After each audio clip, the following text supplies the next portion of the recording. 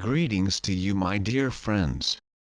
I am Adamu of the monadic entity of the Pleiadian civilization, coming to you through Zingdad.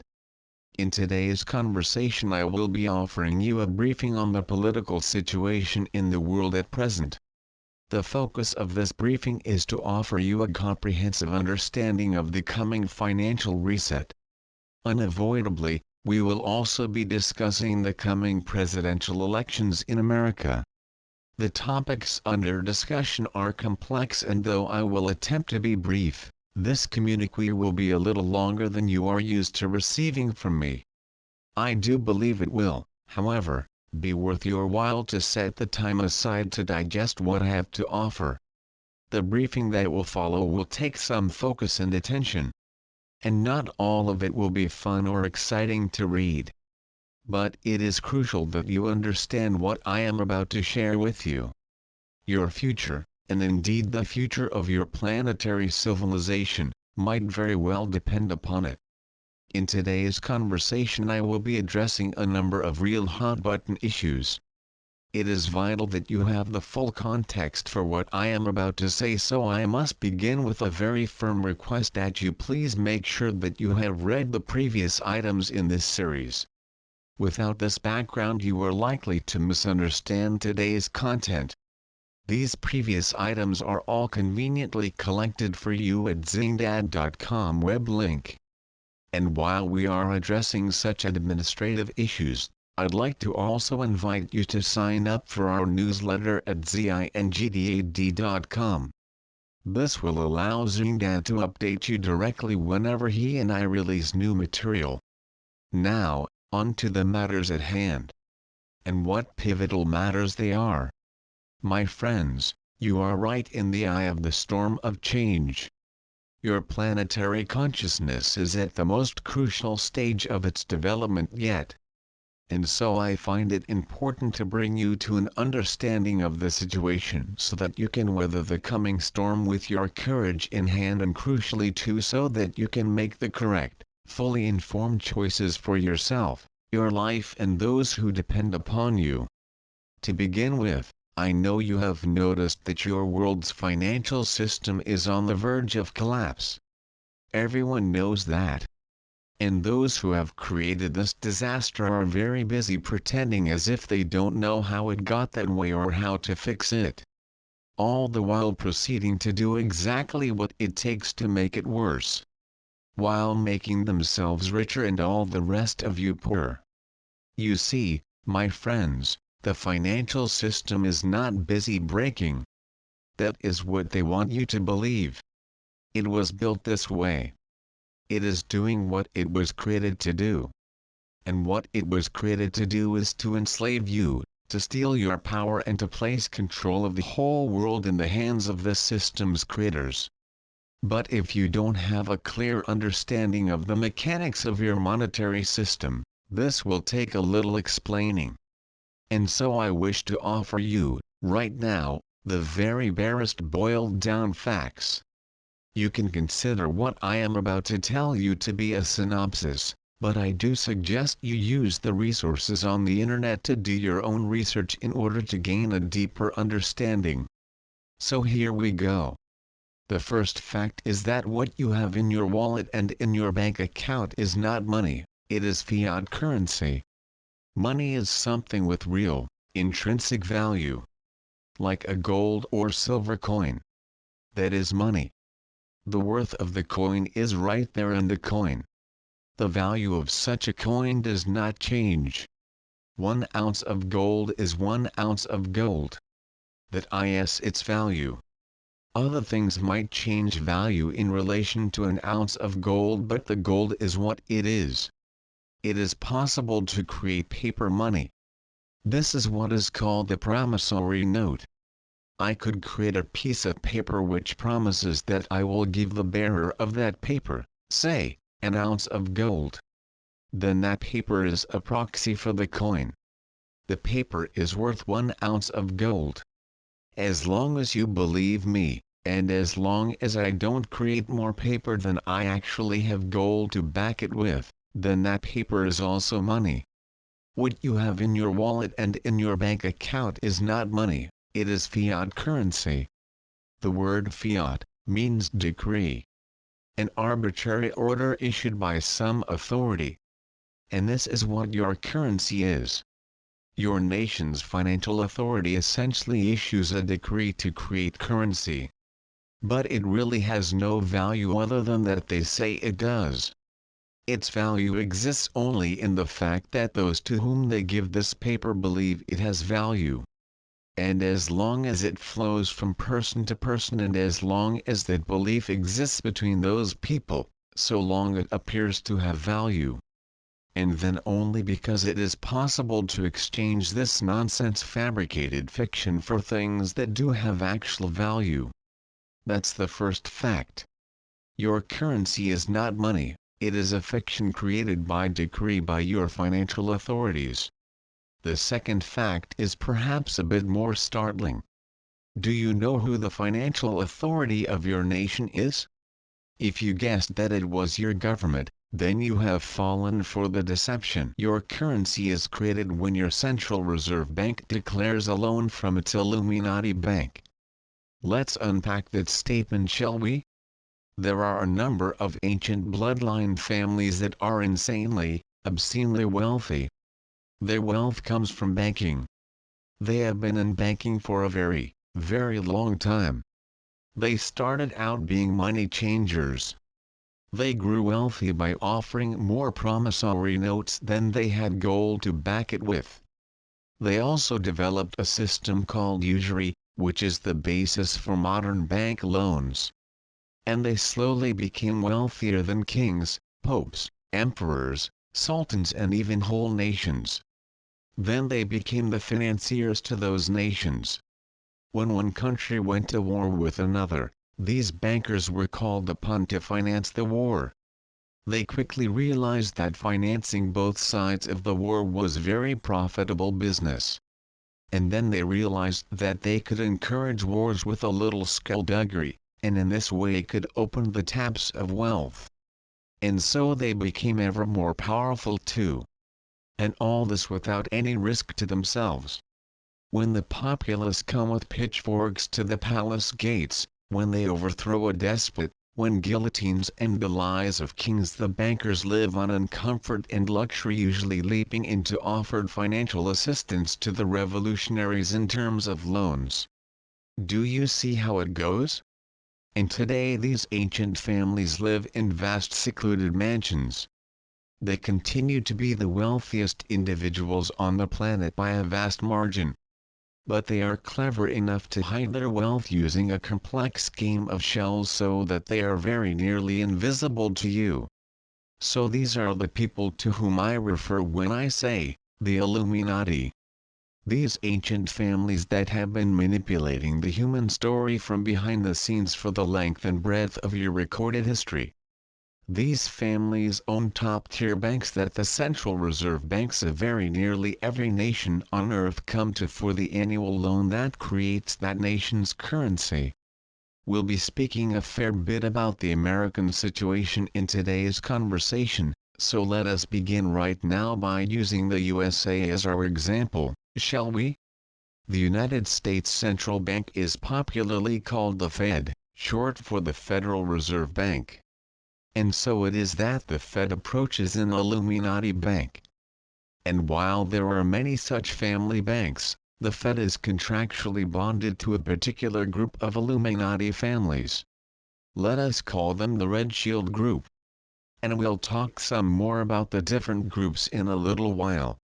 The Red Shield Group of banking families loans to the Fed however many trillions of dollars that the nation will need to run its economy for the year. And here is the crucial bit.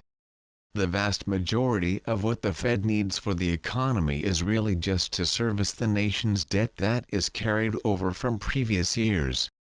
You heard that right. Only a small percentage of the loan is actually for currency that will float the economy. Most of the loan is just to pay back debt from previous years. At this point, the U.S. federal debt runs to about $20 trillion. Do you understand what that means?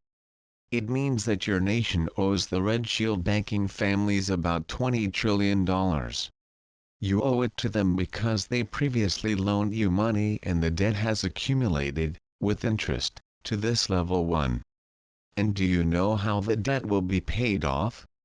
Next year, the Fed will loan more money than it did this year. That is why the debt ceiling must constantly be raised. Next year, the Fed will loan more money so that it can pay off this year's debt plus the little bit extra needed for currency to flow into the national banking system. So to answer my own question, I asked you if you know who your nation's monetary authority is. The answer is that it is the Red Shield banks. They own your money. And they own it in two ways. Firstly, because they create the currency that is loaned to the Fed, and secondly because they own the Fed. Did you catch that? I slipped it in there casually enough that perhaps it did not shock you.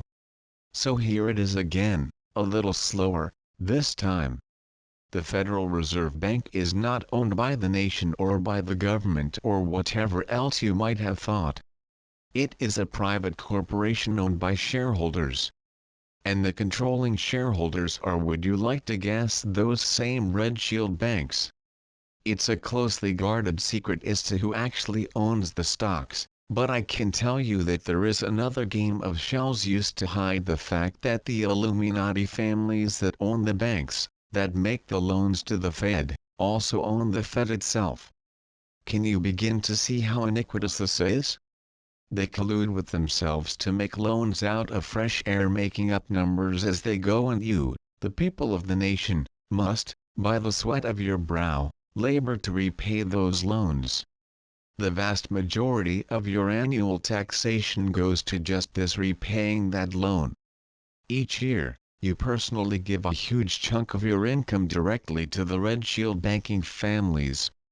And the system is rigged such that your nation can never, ever repay that loan. The debt simply balloons.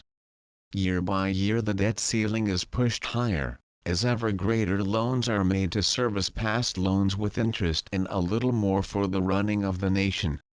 So, this is a second fact: your currency is created, really, by the Red Shield banking families in collusion with themselves. They create it out of nothing. The Fed has no collateral at all to back the loan, and the Red Shield banks have no gold, silver or any other thing of value to back the currency they issue as a consequence of the loan. It's just made up, meaningless numbers sucked from their thumbs. They shake their own hands, agree with themselves, which instantly makes them more money than you can imagine. And you then slave away to exchange your life energy for this fiction. This created currency. You give your time, energy, effort and creativity for this fable. And because the Fed must loan more money each year to service last year's debt, more money is created out of nothing each year. This means, directly, that the currency you are holding becomes worth less and less each year. That is called inflation. Which is a lie. Nothing is inflating. Prices are not going up. Your currency is just worth less because more currency has been created. So you get poorer each year. You put in the same effort, but the currency you are given in exchange is, over time, worth less and less. And this is actually all just a hidden tax that also makes the Illuminati families richer still. You have heard the talking heads on the news speak of quantitative easing? Well, really, this is just an acceleration of this very principle. It is a deal that they sign with themselves to produce even more currency, which accelerates the devaluation of the money in your pocket. Really, it is just an ingenious way to take value from everyone else and further enrich themselves. The third fact is that only about 10% of the currency in your wallet is created in the way outlined above. The other 90% is created by retail banks. When your salary lands in your bank account, your bank is permitted to make loans against that money. In a system called fractional reserve banking, they are allowed to loan out about 9 times as much money as they have in reserve. This would be a terribly bad idea even if what they had in reserve was real money, like gold or silver. It is an absolutely insane idea when what they have in reserve is valueless currency. But, be that as it may, that is how it works. These retail banks don't do business with the Fed, they do business with you, the citizens of the nation. And when you go to them for a loan or an overdraft, they are allowed to loan out 9 times as much currency as is in deposit with them. Which is why, when people lose faith and go to the bank en masse to make withdrawals and to close their investments, those banks can very quickly fail. Quite simply, they hold much less currency than they have loaned out. And, if their deposits quickly drop, their business model quickly implodes. But, as insane as this is the way your banking system works. Most of the currency in circulation is created out of second-tier debt between private citizens and their banks. And of course, you also pay interest on your debts, which is yet another way in which they get richer. But you, of course, are not permitted to make debt without collateral. Only the Fed is allowed to do that. And, of course, the bank doesn't need to hold anything of value to back the loan they make to you. Other than, of course, 1/10 of the value in this fiction called fiat currency. The only ones ever held to any kind of account in all of this, is you. If you don't pay back your loans exactly as stipulated, your property will be taken from you and sold. If retail banks fail, they are bailed out. Which means that the Red Shield banking system creates more fictitious currency out of thin air and gives it to these retail banks in which the Red Shield family members usually have shares, and often controlling shares so that they can continue. Which means that you, as a nation, again, owe the Red Shields yet more. So the banks can't fail. And neither can the Fed. Though it is a private enterprise, whatever poor, insane or self-destructive choices they make, you, the taxpayer, will pick up the tab. And the top-tier Red Shield banks certainly can't fail either. They just make currency out of nothing and reap the ever-ballooning rewards, no matter what happens. Only the citizens of the nation can fail. Only the citizens can have their assets confiscated. Only citizen-owned businesses can be declared bankrupt. Are you angry yet? Perhaps you have heard a quote by a famous man of your world named Henry Ford. He said, "It is well enough that people of the nation do not understand our banking and monetary system, for if they did, I believe there would be a revolution before tomorrow morning." If you feel your anger rising, I'd like to caution you, this is how they win. Either you know nothing and they control your life through your ignorance, or you become informed and they control you through your rage. But there is a third path. A path I am inviting you to walk. Upon this path, you become informed, but do not allow anger to pull you from your center. And then you connect with the divine within and begin to create something better. Not out of a desire for revenge or retribution, but out of a genuine desire to see the greatest good made manifest. And we will be talking a great deal more about this in following conversations, but there is more you need to hear and understand first. Right now, I am simply lovingly encouraging you not to give yourself over to anger, as this takes you out of your power. And so, let us continue to understand the situation. The fourth fact is that the Illuminati bankers are not one planet-wide organization. It is merely for convenience that I use this word, Illuminati.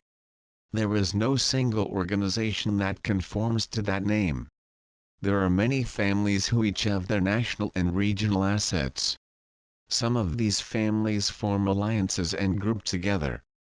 The Red Shields are one such alliance that control, by and large, the USA and Western Europe. There are other alliances that control other parts of the world. There is, for example, an alliance that I will call the Gold Group. I call them that because they have maintained a firm belief that it was a mistake to float the world's financial system free from the gold standard. They always said that it would cause exactly the kinds of problems we are now seeing. The gold team's power base was originally ancient Byzantium. Now, largely, it is Russia and Russia's satellite nations. There is also what I will call the Jade Group, which, really, is one ancient family that has always considered China to be its domain. There are others, but in the interests of simplicity and clarity we will focus on these three main players in today's briefing. And the reason it is important for you to know this fourth fact, is that you need to understand that these teams are playing against you. From their perspective, you are simply pawns on their game board. Game pieces that they use to play against one another. They vie for power, for control over the world. And you must understand that they have ancient scriptures that date back to ancient Sumerian and Babylonian times which promise them dominion over the earth and all men. These are not the same scriptures as you might ever see. These are stories dating back from when these families were the priest class that served certain extraterrestrial masters. They were given all manner of secret teachings that gave them a massive advantage over all others. This very banking system that you now see in operation was invented as a means of dominion over others in the Orion system. It has been used very successfully by the Orion Whites as a kind of specialist form of warfare. They have taken over whole planetary systems without firing a single weapon using this system. The present-day gold and green groups hail from a priest class that serve different masters to those served by the red shields. Each family has different scriptures, different ideologies. And so these other groups are aware of the red shield's methods and are attempting to resist them, combat them, but not to emulate them. This is why I say the gold team, particularly, has been working to return the world to the gold standard. Or to be precise, a resource-based monetary system. A system in which all currency is backed by precious metals. A system in which you cannot print more money than you actually having the backing for. This stops the criminally greedy from simply issuing currency by edict.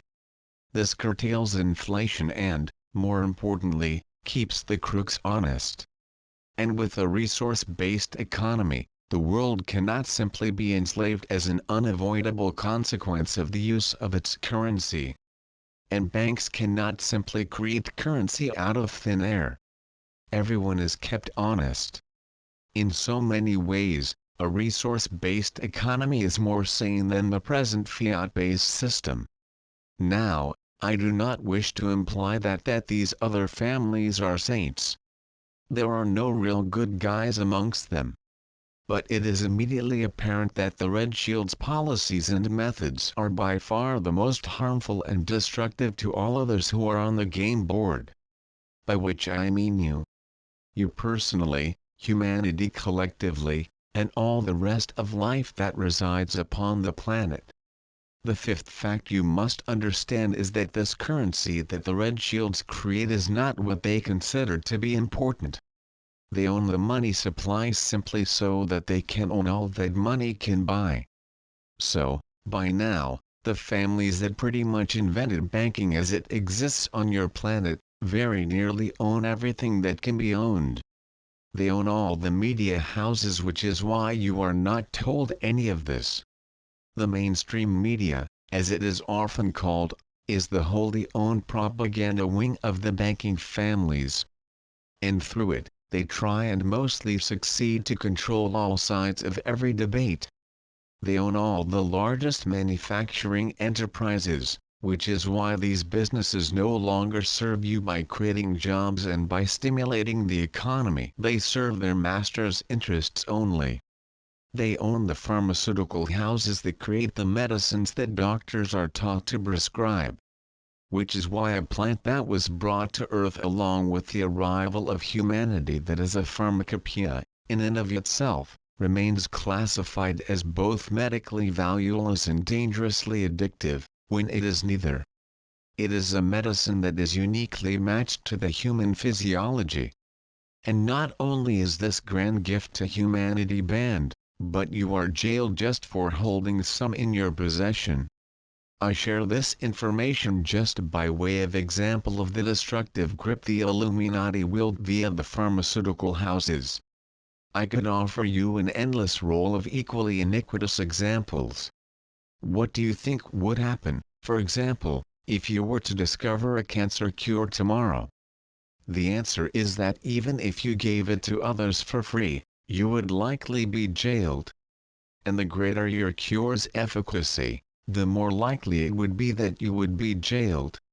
And, by way of another example, this is also why so-called alternative health practitioners are being sidelined and silenced. Recently there have been a growing number of the more successful alternative practitioners who have died under suspicious circumstances. What is going on is that they are being assassinated for the good work that they are doing. Precisely because their good work proves that some highly lucrative pharmaceutical products are semi-effective and overpriced at best. Outright toxic at worst. It's all quite shocking really. Then these ancient families also own agro-industrial corporations, which is why you, collectively, become more malnourished each year. It is why you are not permitted to know what is in the products you buy in a store when accurate labeling would be easy enough to implement. And this is why the GM crops proliferate despite increasing awareness of their potential dangers. And the banksters own the arms industries that produce weapons of war which very often end up being used on both sides of a conflict, making them the only clear winner, and which is why you have never actually had world peace. I could go on and on. The point is that they own pretty much everything. And, mostly, of course, they own the politicians. They fund politicians and control them, both through lobbying intermediaries and through direct manipulation. Politics has become so rotten that most politicians don't even need to pretend anymore. They openly take the money and do the bidding of their puppet masters. They allow their legislative proposals to be drafted by the corporations that pay them to push those proposals through that further damage your quality of life, your well-being, your health, your environment in the name of ever more power and riches for the Illuminati and their lackeys. And so there is a pyramid of power. Right at the top are the banking families. The members of the old bloodlines. The ones we call the Illuminati. They never dirtied their hands with anything, of course. They let it be known what they desire and what they expect, and disposable lackeys run around making it happen. And when I say disposable lackeys, I mean everyone from your presidents to your nation's largest corporate CEOs, down. Everyone who is anyone is either bought or sidelined. There was once an American president who stood up against the Illuminati. A brave man of strong convictions who looked at the situation, saw to the heart of the problem and decided to take back the power of money creation. To make your currency a national asset. To simply cut the Illuminati out of the deal. His name was John Fitzgerald Kennedy. And we all know what happened to him. He was dealt with by the Illuminati. And they made sure to record on film, in careful and graphic detail, exactly what was done to him, and by whom. You are never shown that film, obviously. They show it only when they need a top politician to understand who really holds the reins of power. There is a certain intelligence briefing that intelligence operatives give new presidents if they don't play ball with their Illuminati masters. Amongst other inducements, this film is shown. After that they become quite compliant. Standing up to the Illuminati was, arguably, not Kennedy's most fatal error. It was choosing Lyndon Johnson for his vice presidential candidate.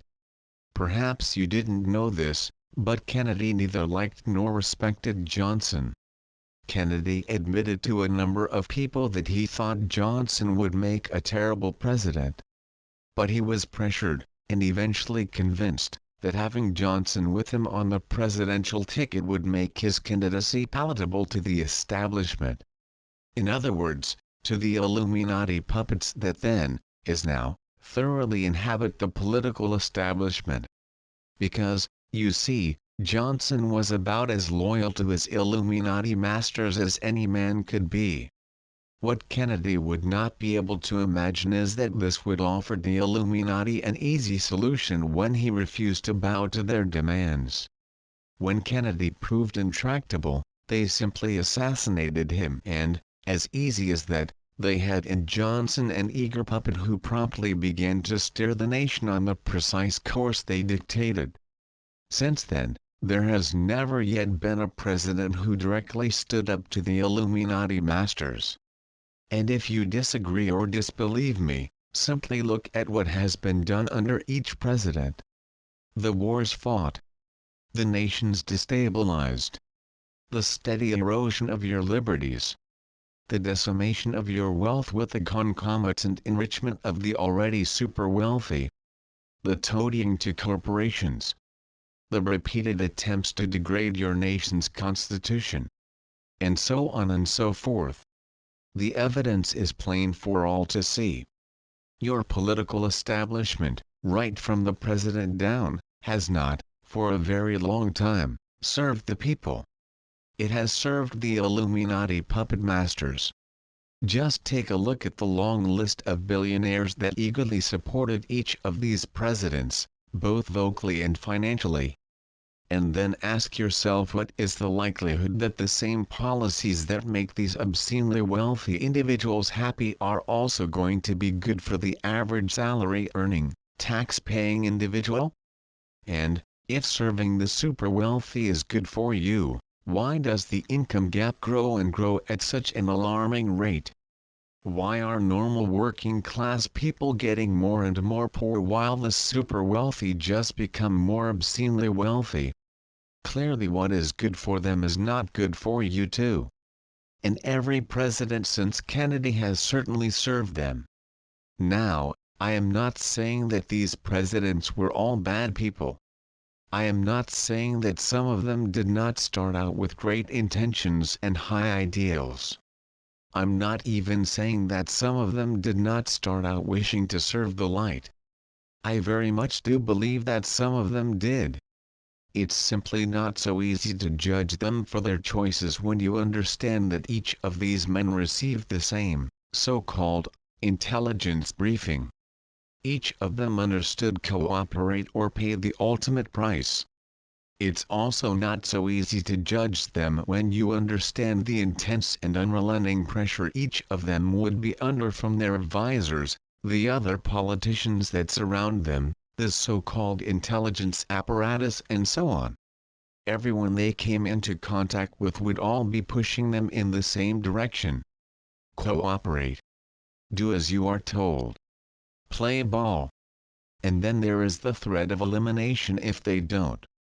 And then, if they do, there is the promise of a lavish life of great comfort, luxury and ultimate status when they step down afterwards. All of this adds up to a pretty compelling proposition.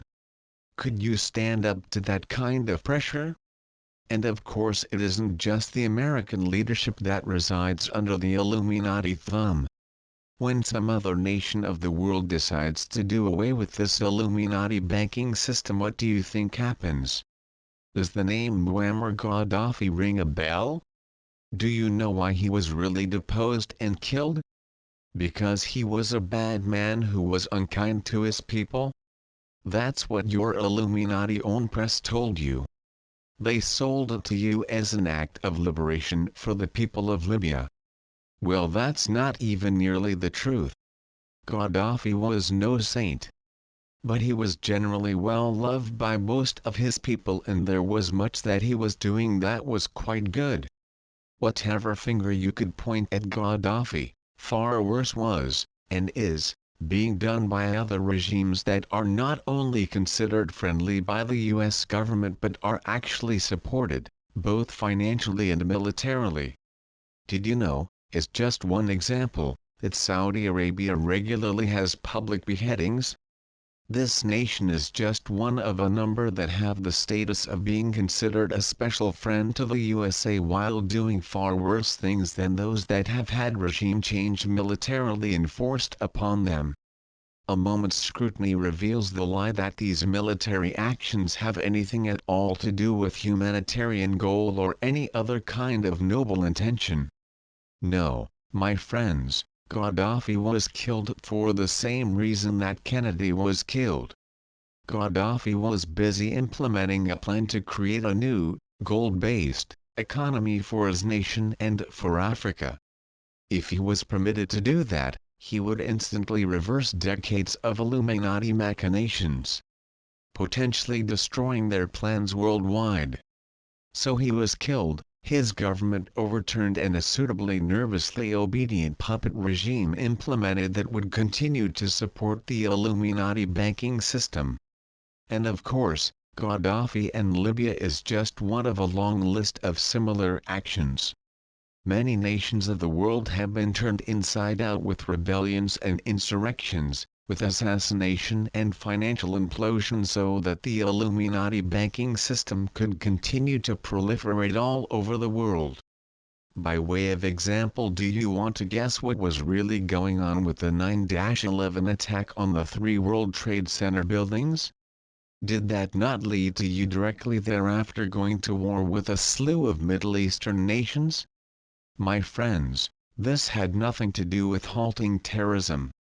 There was no terrorism that was not first manufactured for exactly the purpose of riling you up, of manipulating you into a state of once again being willing to place your sons and daughters in direct harm's way to serve Red Shield interests. You were psychologically abused into believing that these wars were for a noble and just cause.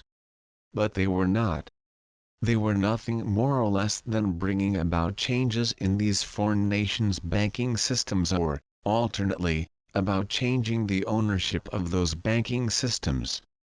And yes, it is true, the greedy puppet masters have greedy minions who are always happy to allow for the death and suffering of untold numbers of humans to gain free access to oil or some other easy windfall. They are even happy to have American soldiers die for this. They would in fact directly poison those same servicemen and women for a little cash. Which has directly happened on numerous occasions too. But that is another can of worms that we won't open today.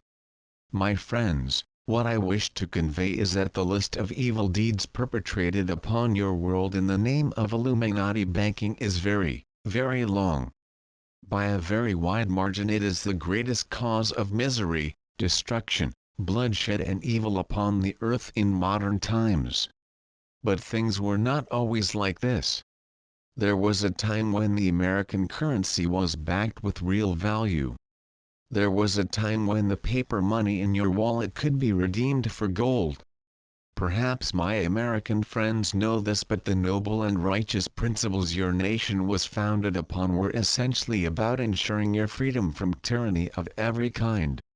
And the newly invented American dollar was backed by precious metals, and there was no Illuminati banking system in place. As a result, there was no need for any income tax at all. When the USA fought for, and declared, independence, what your forefathers were declaring independence from was tyranny in all its forms.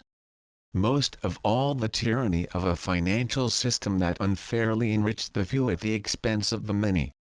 And this act of defiance enraged the old Red Shield families who, until then, had operated on the premise that those whom they considered to be lesser men would always bend their knees before them. Kings, emperors and popes came to them to finance their wars and their projects. Such was their power. They believed that they were the true power behind every throne of every nation which was then under their sway. And now suddenly an upstart colony belonging to one of their nations unceremoniously declared them irrelevant and tossed them out. They were incensed and they swore revenge upon the newly formed United States of America. It might have taken them some time, but they have certainly had that revenge. Over time, with many little maneuvers such as buying out politicians, manipulating public opinion, creating wars, stock market crashes and similar disasters, and then manipulating public opinion on the best way to protect against future disasters, they managed to slowly inveigle themselves back into owning America. Which they now do. As they expanded their control, they reinstated taxation and, at the same time, created the Fed. Since these two things go hand in hand. At first they printed gold-backed money and then later they replaced that with the present system of fiat currency and fractional reserve banking. And, then they managed to turn you, my dear American friends, into their own personal army. Now you are the ones they use to beat up on the nations of the world that will not conform to their will. Your sons and daughters fight and die on the battlefields of their choosing. But before I digress, the point I wish to make is a rather simple one. The Illuminati banking families know that their financial system is utterly unstable. They know that it is going to implode. They know that it cannot continue and that it will destroy every nation on Earth in the end. They don't care because the Orion White Plan according to which they are operating is for them to own every single thing upon the planet that can possibly be bought or traded before the final implosion. And that, my friends, is their goal. Total world dominance by financial control. And it's a goal that they have been achieving. A goal that they have had an unshakable belief that they would achieve. Unshakable, that is, until the recent Brexit vote. As discussed in a previous conversation, that was a massive psychological and strategic loss for the Red Shields. There have been minor losses for them before now. But each of those minor losses were reversible. This one is not. Without getting too embroiled in the detail, you should know that the Red Shield's main headquarters is in an area known as the Square Mile in London. Confusingly, this is a city within London officially called the City of London. But this detail is not important right now. What is important is that this is the Red Shield's center of control. From there they rule an empire that stretches over vast swaths of the planet. They have gained dominion over much of Europe and a variety of other nations around the world, including the USA, of course. So perhaps you can see why the people of Britain voting to exit the EU and refusing to do as expected is more than just an embarrassment. It is a real challenge to the smooth execution of their plans. And it emboldens their opposition. And by opposition I mean not only the forces of the light but the other Illuminati factions too. As a result of the egregiously destructive way in which the Red Shields have played their hand collapsing governments and destroying nations, they have driven their opposing teams into each other's arms. An unexpected alliance between the Gold and Jade teams is right now being forged. You'll notice Russia and China are suddenly playing nicely together. You'll notice them, for example, doing war drills together and supporting each other politically. These are the kinds of obvious signs of what is going on behind the scenes at the topmost level of the ancient families. But these things are less important than the financial game. Alternative world finance systems are being built together by the Gold and Jade teams too. Other smaller families are being sold on their importance and are joining this alternative banking system. The Red Shield's dominance is being seriously challenged in this, the most important area. And when the time is right, the plan is to seg the world's finances back to a resource-based system. This would once again make gold the fundamental monetary unit. Other precious metals would be valued in terms of gold. And all money would then be valued in terms of a direct relationship with these metals. This would bring stability and order back to the financial world. And, More importantly, it would also destroy the Red Shield's completely disproportionate power base. So, obviously, the Red Shields are resisting these moves at every turn. But they are not up against some little third world nation now. This is not a battle they can win militarily without also risking utter self-annihilation. Add this turn of events to the Brexit loss and you begin to see a picture of a team that is used to always winning suddenly sitting with their heads in their hands. And now I'd like to list a few more of the Red Shield's recent catastrophic losses so that you might understand why things will not go as they have planned. So that you will understand why they are in a stricken state of damage control on every front. So that you will understand that the future is suddenly wide open.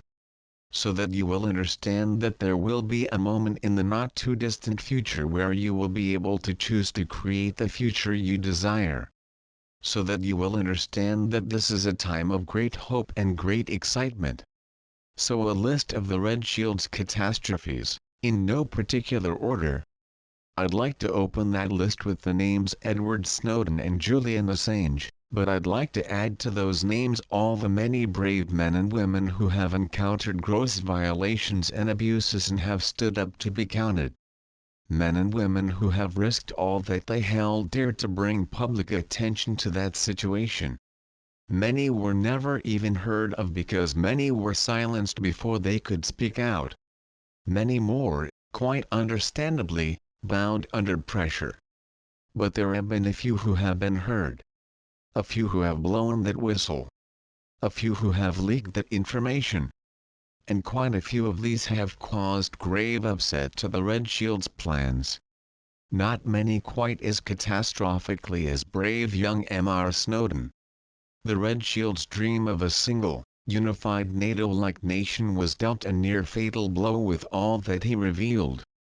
And to the whistleblowers and ethically motivated leakers of information, I need to add the nameless, faceless hackers who have used their technological skills in service of principle and justice. Who have brought to light the abuses of some of the Red Shield's most beloved players. More about that in a moment. First, I wish to bring to your attention the Red Shield's losses on the world stage. I am sure you have been following the war with the group called ISIS. Perhaps you did not know that this too was a Red Shield creation? Both ISIS and Al-Qaeda are opposition tools that the Red Shields use for underhanded and nefarious purposes. Here are two examples. Firstly, if they wish to attack an enemy to bring about a change in their banking system, they can usually use the US military. But what do you do if the US public cannot be convinced that this is a good idea? Then they use a proxy such as ISIS or Al-Qaeda to attack and destabilize that enemy.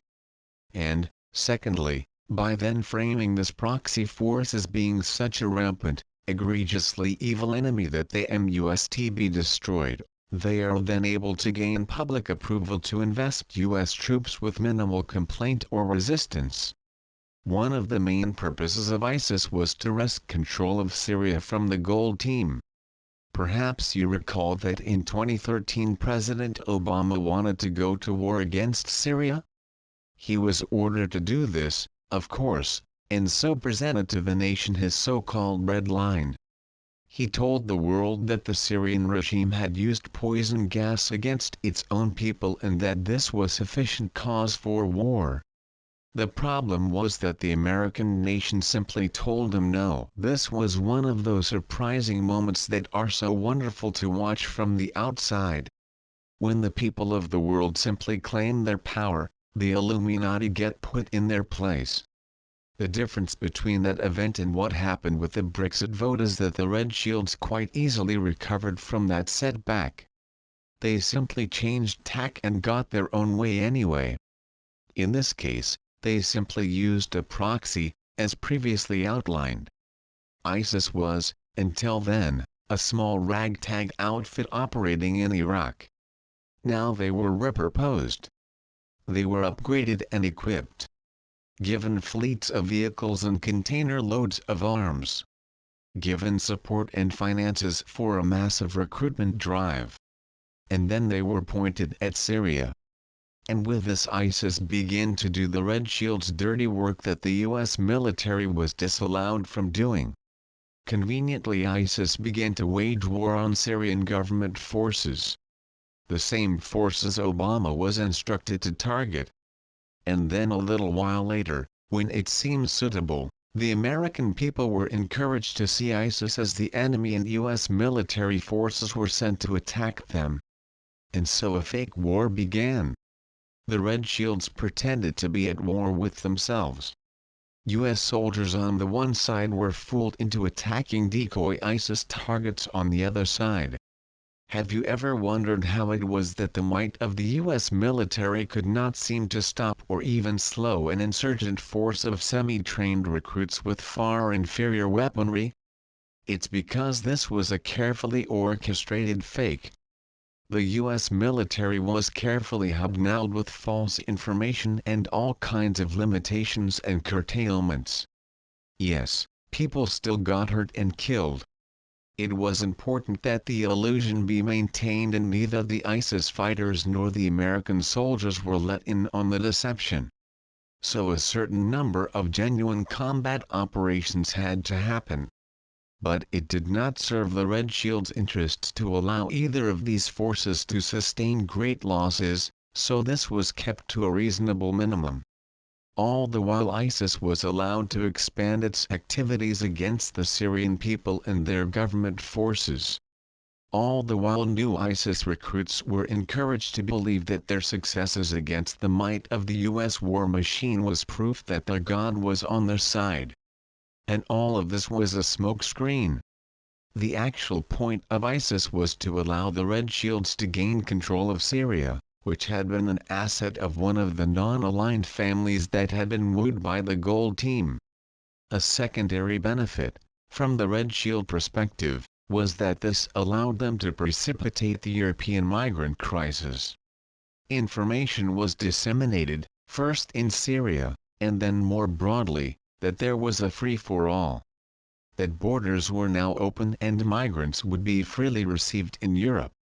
People from war-torn and poverty-stricken areas were told that houses, cars, jobs and lives of comfort with generous social security nets awaited them in Europe.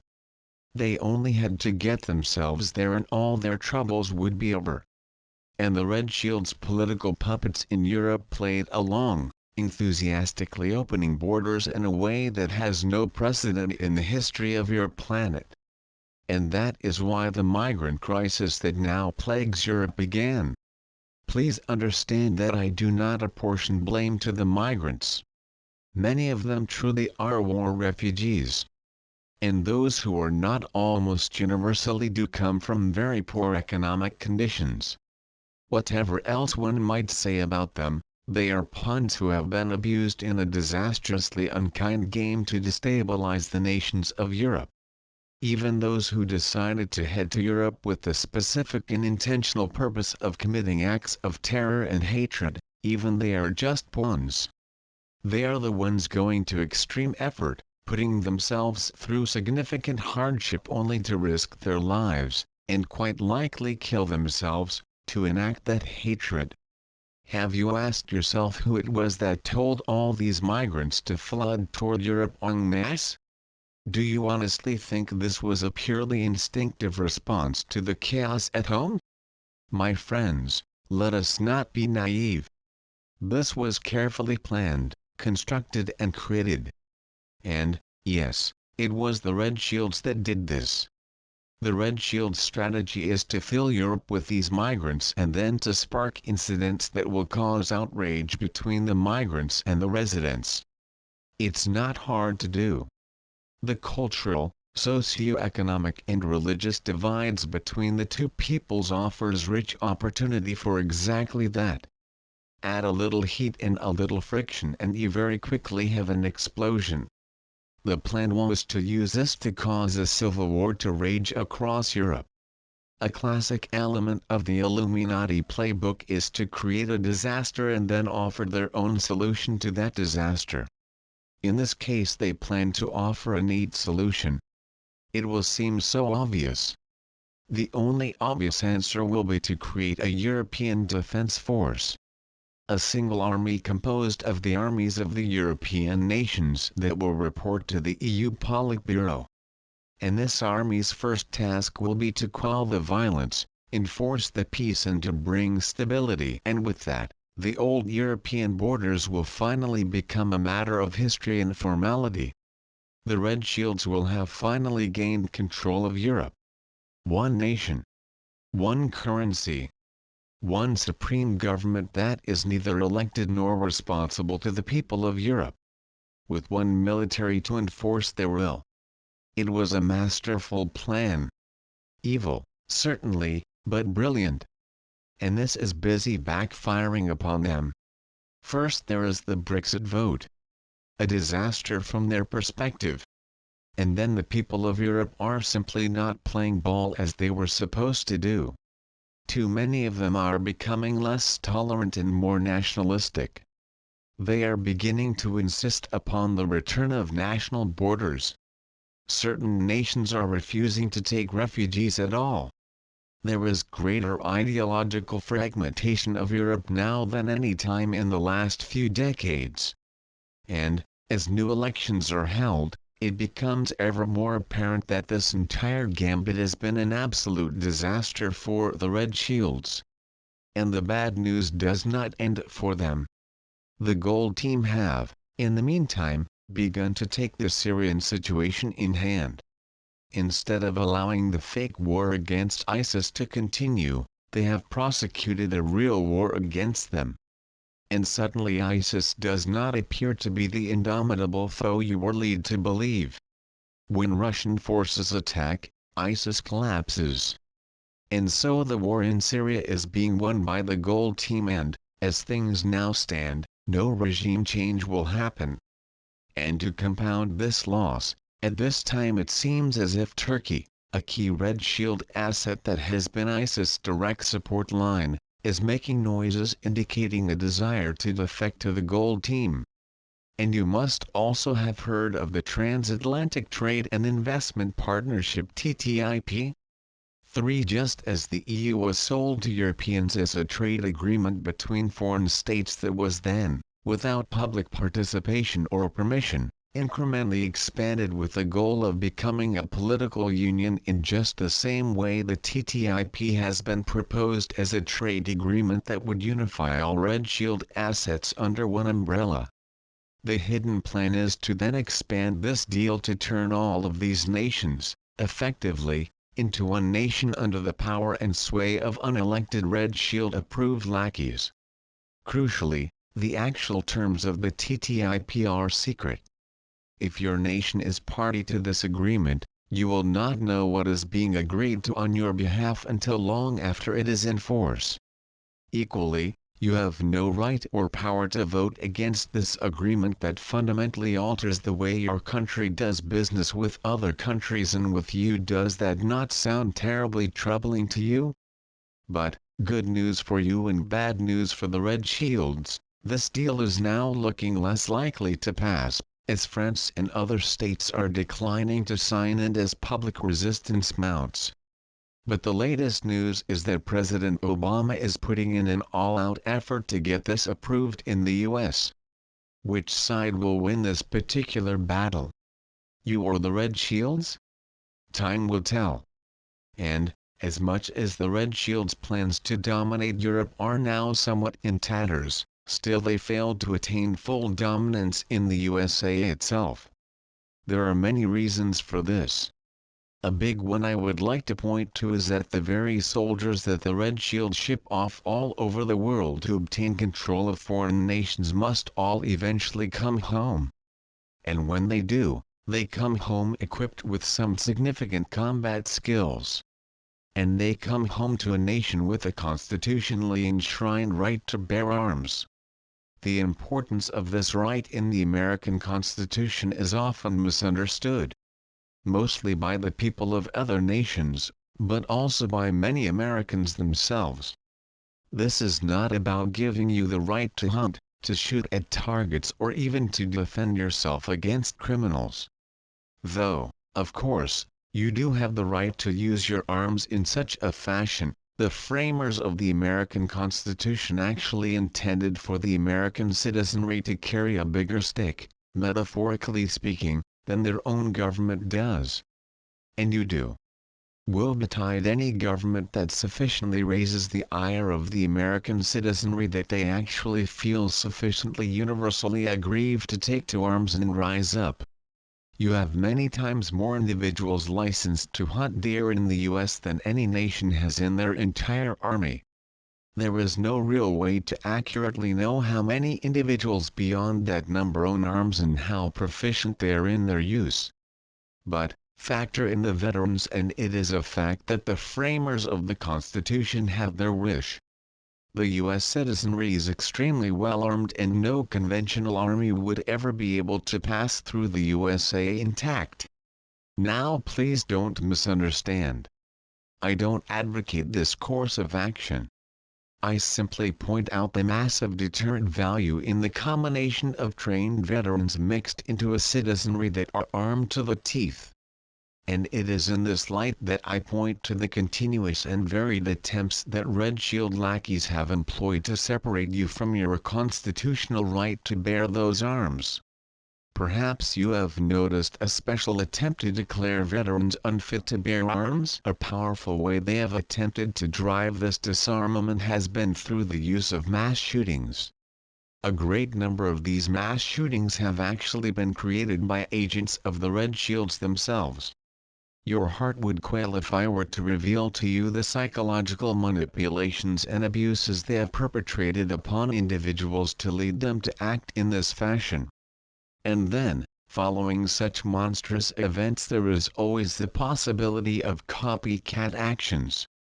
But, in any event, the purpose is served. These mass shootings create such shock and horror when they are broadcast in the media that it seems reasonable thereafter to hear calls from their political agents to disarm you, the law-abiding citizenry.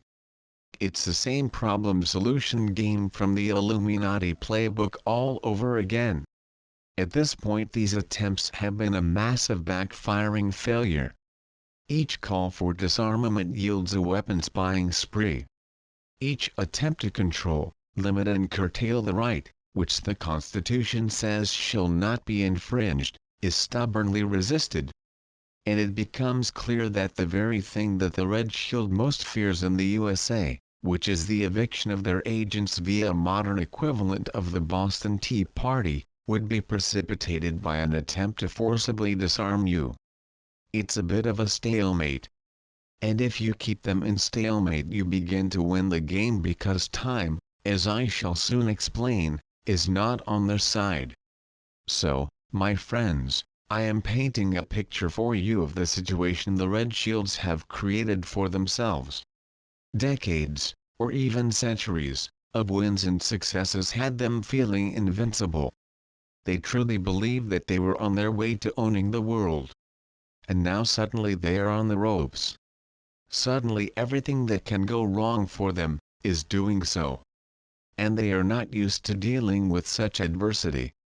They haven't developed the resources for this. So they do what they have always done. They are trying to spend their way out of all of their problems.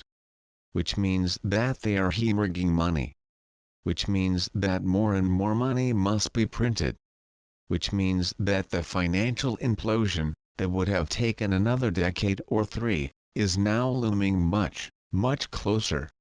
Which means, that when the crunch comes, they will not own the world.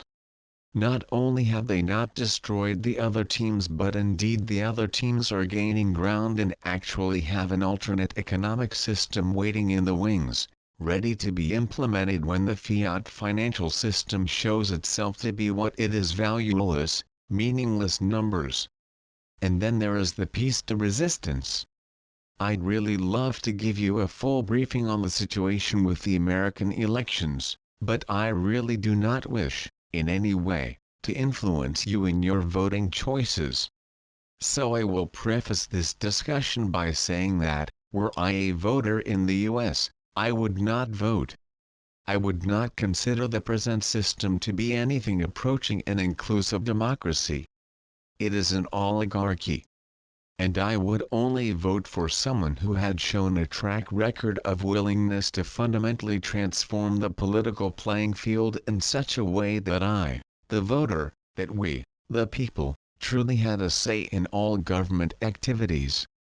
To return governance to the people, for the people and by the people.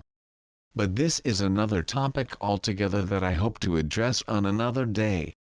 I merely wish to indicate that I have no favorites in this race. But, that said, it is unambiguously and blatantly apparent that the Red Shields do. And what is also apparent is that there is another in the race who is not one of their lackeys. And this, in itself, is a very interesting point.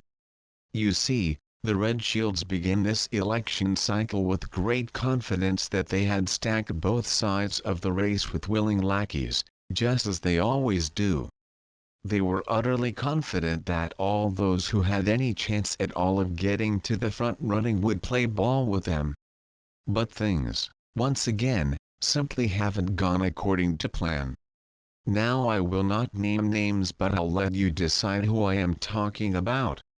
On the one side of the race, the Red Shields puppets simply imploded and self-destructed, one after another, as a total dark horse candidate, who has shown no sign of willingness to cooperate with them, steamed to the front.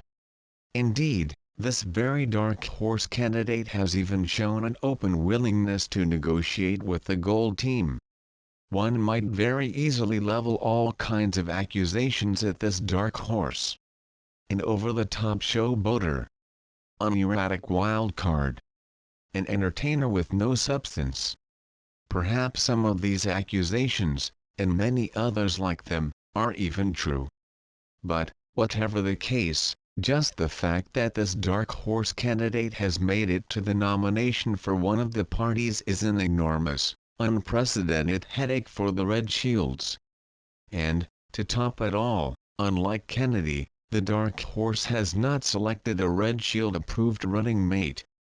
On the other side of the race, the Red Shield's absolute darling has been plagued by revelation after revelation that has caused their true criminal colors to be vividly shown. The more that is known and revealed about this Red Shield's favorite, the less likely a fair and honest win at the polls becomes. Yes, it is true that the Red Shields still own the media. They still control the spin.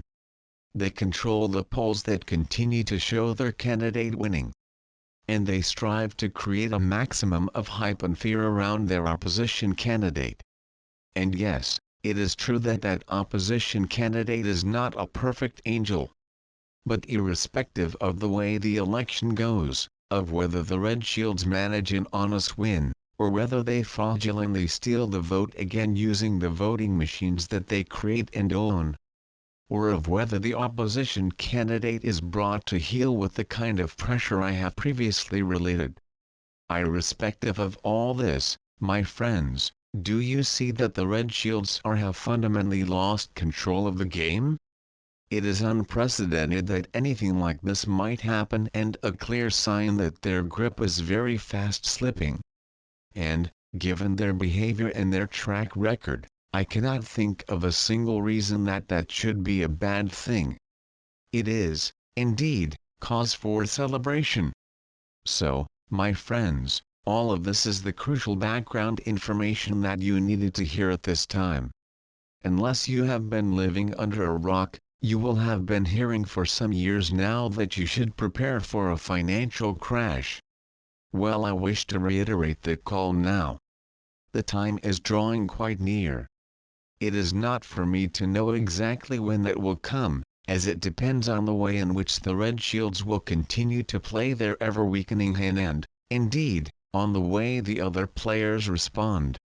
But my friends, if you have not been preparing, I advise you now to begin. Do so with care and forethought.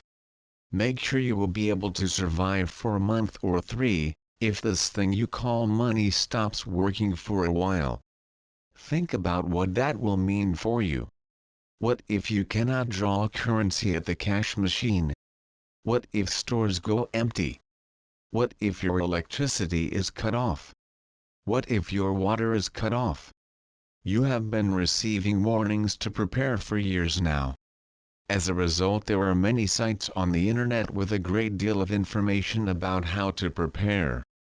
So, instead of reiterating all that, I will offer these items of additional advice. 1. Don't give in to panic. What lies ahead is a necessary reset that cannot be negotiated without a period during which your money will not work. This is not the end of the world. This is a change in systems. And a new system will replace the old. It might just take a little while to reach you. 2. Don't leap into reaction. You have some time still. The Red Shields have shown themselves to be willing to keep kicking the can down the road for as long as they can. And they are very good at doing so. And they still have some tread left in their kicking shoes. So you can really expect the system to limp along for at least a year or two, but more likely, a good few years. And if you keep your eyes open, you will be able to see signs of imminent collapse. Most notably, watch the big banks. The Illuminati protect their own, most precious, banks at all costs.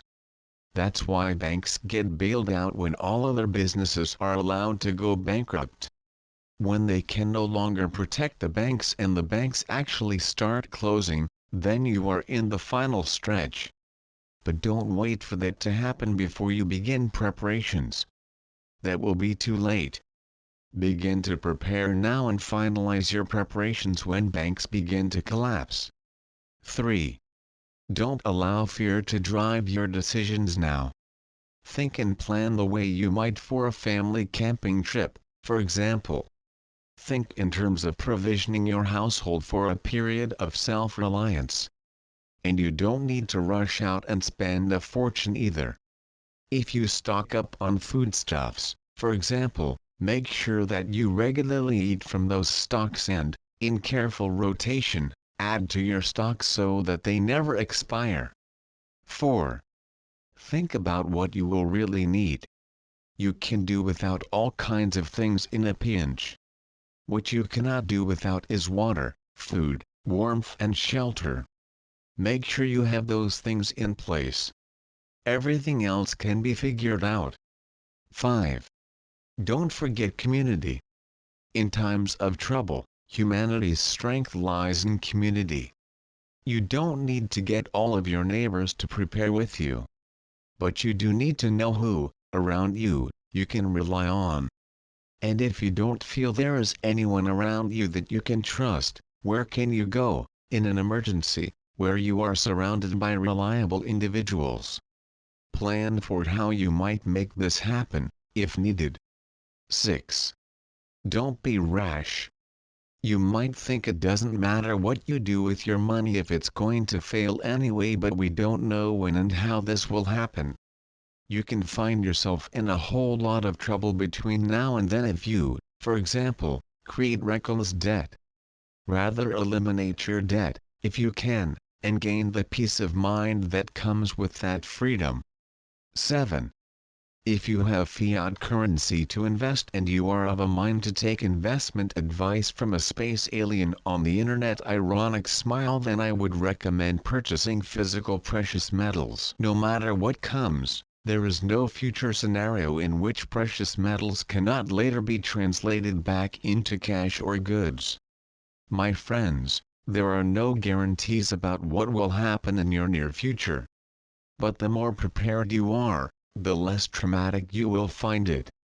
And if you can move yourself out of fear about what may come, you might be able to see the wonderful opportunity that life is about to present you with.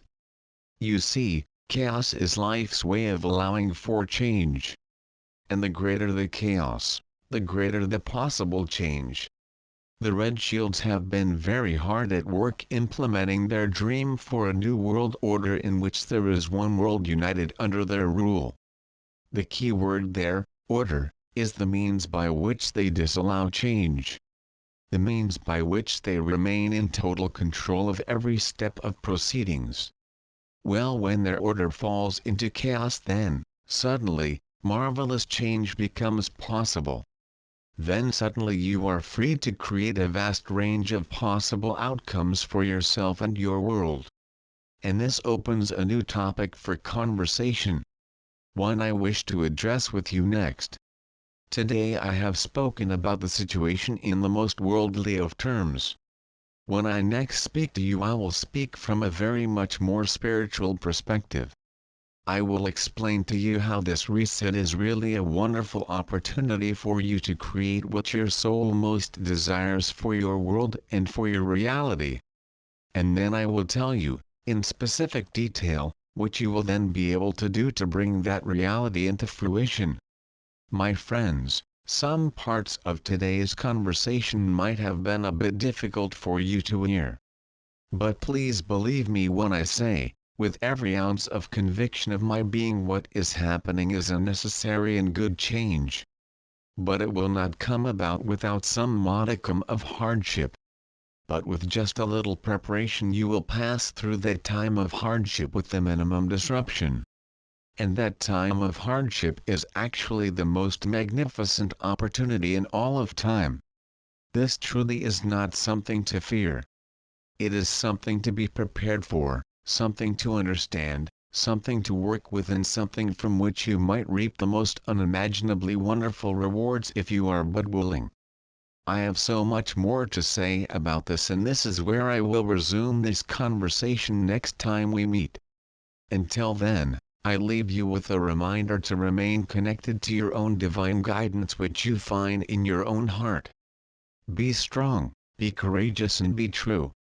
But mostly, be love. I am Adamu of the monadic entity of the Pleiadian civilization, and I have been coming to you, as always, through Zingdad.